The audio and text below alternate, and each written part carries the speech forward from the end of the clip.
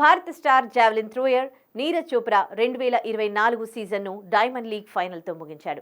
Diamond league ఫైనల్లో నీరజ్ 87.86 మీటర్లు విసిరి రెండో స్థానంలో నిలిచాడు. సీజన్ ముగిసిన తర్వాత నీరజ్ తన ఎక్స్ ఖాతాలో పోస్ట్ చేశాడు.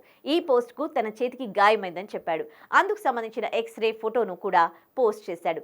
అంతేకాక సీజన్ ముగింపుకు సంబంధించిన విషయాలను పంచుకున్నాడు.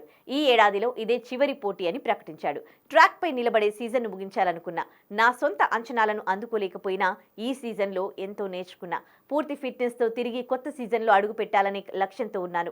నన్ను మరింత మెరుగైన అథ్లెట్గా, వ్యక్తిగా 2024 మార్చింది. 2025లో కలుద్దాం అని నీరజ్ పేర్కొన్నారు.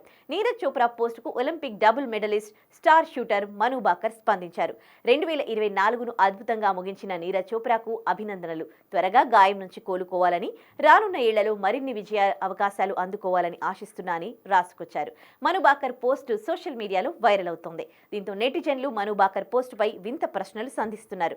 పెళ్లి ఎప్పుడు జరుగుతుందని ఓ నెటిజన్ ప్రశ్నించగా, పెళ్లి గంట మోగుతుంది అంటూ మరో నెటిజన్ పేర్కొన్నాడు. వీరిద్దరి మధ్య బంధం చూస్తూ ఉంటే ఏదో జరుగుతోందని నాకు అనిపిస్తోందంటూ మరో నెటిజన్ పేర్కొన్నాడు. ఇలా నెటిజన్లు నీరజ్ చోప్రా, మను బాకర్ పెళ్లి గురించి ప్రస్తావిస్తూ పోస్టులు చేస్తున్నారు.